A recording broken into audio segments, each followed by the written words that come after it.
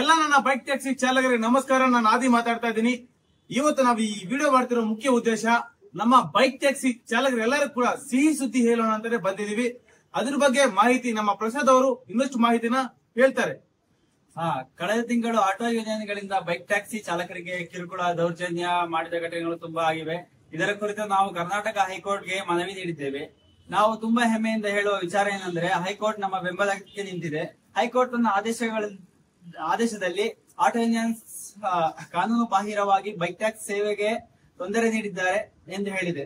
ಅಂತಹ ಎಲ್ಲಾ ಆಟೋ ಯೂನಿಯನ್ಗಳಿಂದ ಹೆಸರು ಈ ಆದೇಶದಲ್ಲಿ ತಿಳಿಸಿದ್ದಾರೆ. ಹೈಕೋರ್ಟ್ ನಮ್ಮ ರಾಜ್ಯ ಸರ್ಕಾರಕ್ಕೆ ಮತ್ತು ಪೊಲೀಸ್ ಇಲಾಖೆಗೆ ಬೈಕ್ ಟ್ಯಾಕ್ಸಿ ಸೇವೆಗೆ ತೊಂದರೆ ಕೊಡುವವರ ಮೇಲೆ, ಅಂದರೆ ಒಬ್ಬರಾಗಲಿ ಅದು ಅಥವಾ ಸಂಘಗಳಾಗಲಿ, ಅದರ ಮೇಲೆ ಕಾನೂನು ರೀತಿಯಲ್ಲಿ ಕಠಿಣ ಕ್ರಮವನ್ನು ತೆಗೆದುಕೊಳ್ಳಲು ತಿಳಿಸಿದೆ.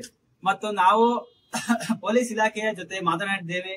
ಬೈಕ್ ಟ್ಯಾಕ್ಸಿಗೆ ಸಂಪೂರ್ಣ ಬೆಂಬಲ ಕೊಡುವುದಾಗಿ ತಿಳಿಸಿದ್ದಾರೆ ಮತ್ತು ನಮ್ಮನ್ನು ತಡೆಯುವವರ ವಿರುದ್ಧ ಕಾನೂನು ಕ್ರಮ ತೆಗೆದುಕೊಳ್ಳುವುದಾಗಿ ತಿಳಿಸಿದ್ದಾರೆ. ಇದರ ಪ್ರತಿಫಲವಾಗಿ ಇಂದಿನಿಂದ ನಮಗೆ ಬೈಕ್ ಟ್ಯಾಕ್ಸಿ ಮಾಡಲು ಯಾವುದೇ ತೊಂದರೆ ಇರುವುದಿಲ್ಲ. ಆರಾಮಾಗಿ ಬೈಕ್ ಟ್ಯಾಕ್ಸಿ ಮುಂದುವರಿಸೋಣ. ಬೈಕ್ ಟ್ಯಾಕ್ಸಿ ಅಸೋಸಿಯೇಷನ್ ಸದಾಕಾಲ ನಮ್ಮೊಂದಿಗೆ ನಿಮ್ಮೊಂದಿಗೆ ಇರುತ್ತದೆ ಮತ್ತೆ ನಮ್ಮ ಸಹಾಯಕ್ಕೆ ಖಂಡಿತ ಬಂದೇ ಬರ್ತದೆ. ಜೈ ಬೈಕ್ ಟ್ಯಾಕ್ಸಿ! ಜೈ ಬೈಕ್ ಟ್ಯಾಕ್ಸಿ!